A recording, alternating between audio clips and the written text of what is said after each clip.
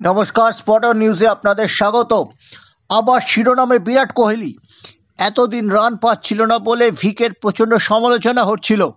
কেরিয়ারে প্রত্যেক ক্রিকেটারের একটা সময় আসে যখন রানের খরার ব্যাটে নেমে আসে। সচিন তেন্ডুলকর, সুনীল গাভাস্কারদের ক্ষেত্রেও আমরা সেটা দেখেছিলাম।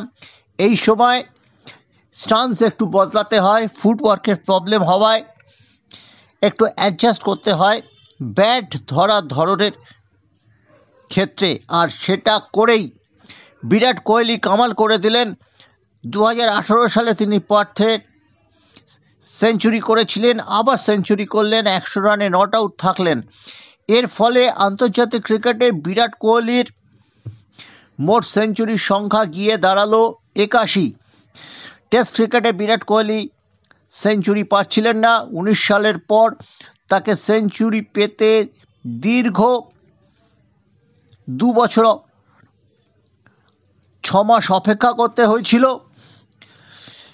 গত 4 বছরে বিরাটের এটি তৃতীয় টেস্ট সেঞ্চুরি, কিন্তু এই সেঞ্চুরির মাধ্যমে বিরাট কোহলি ডন ব্র্যাডম্যানকে টপকে গেলেন। 29টি সেঞ্চুরির মালিক ছিলেন ডন ব্র্যাডম্যান, বিরাট কিন্তু তাকে টপকে গেলেন। পাশাপাশি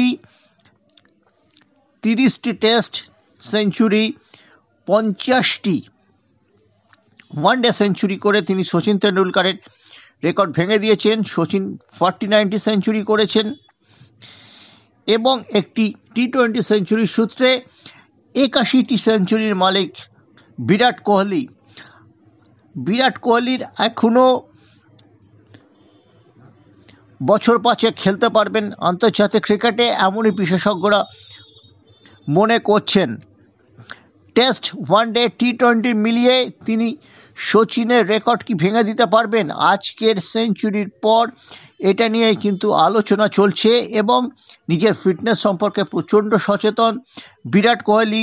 সাদা বলের ক্রিকেটে তার কোনোই অসুবিধা হচ্ছে না, যথেষ্ট ভালো ফর্মে আছেন। গত 4 বছর তিনি টেস্ট ক্রিকেটে নিশ্চয়ই স্ট্রাগল করছেন, তাই জন্য তার স্ট্রাইক রেট এবং ব্যাটিং গড় একটা সময় ছিল 55, সেটা 47-এ নেমে এসেছে।